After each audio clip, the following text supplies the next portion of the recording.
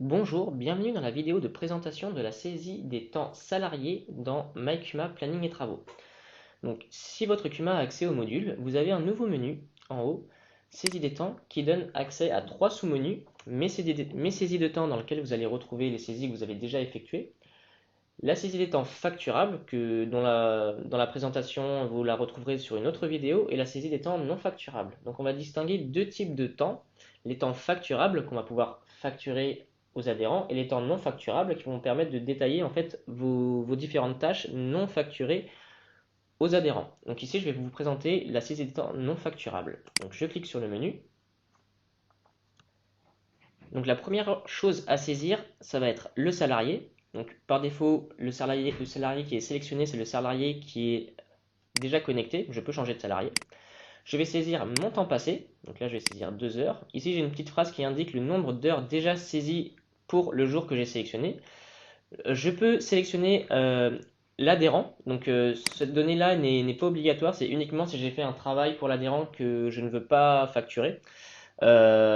Ici, je ne vais pas en sélectionner, je vais mettre aucun. Donc une date de début, une date de fin. Je peux sélectionner, enfin cocher la case durée en heures pour pouvoir saisir le détail des horaires que j'ai passés dans la journée. Donc si je coche cette case-là, les heures ici deviennent dégrisées et je peux dire que j'ai passé 2 heures de 15 heures à 17 heures. Hop. Donc ensuite, je vais pouvoir saisir la tâche sur laquelle j'ai passé du temps. Donc ici, vous avez une liste de tâches, donc arrêt de travail. Donc ce sont les tâches qui sont définies initialement dans Cumanet.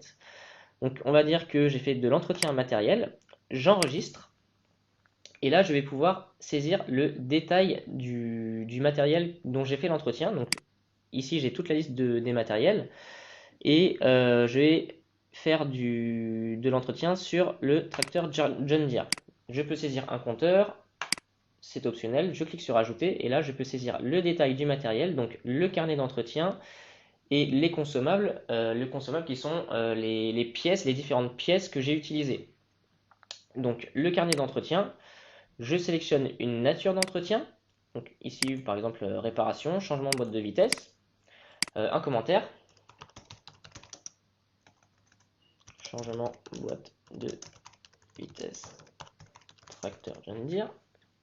Je sauvegarde. Donc ici, je peux éditer la saisie ou supprimer ma fiche de carnet d'entretien. Et je peux saisir les consommables. Donc ici, je clique sur plus. Et là, je vais pouvoir ajouter autant de consommables que je veux. Et je saisis simplement la quantité que j'ai utilisée. Hop.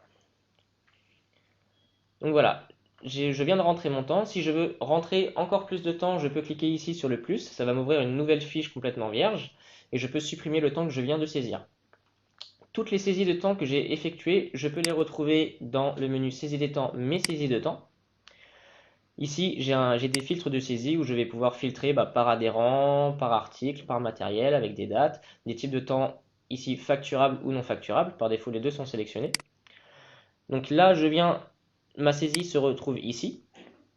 J'ai fait de l'entretien matériel pour 2 heures. Si je veux modifier ma saisie, je clique sur le bouton éditer. Et si je veux la supprimer, je clique sur la croix rouge tout à fait à droite.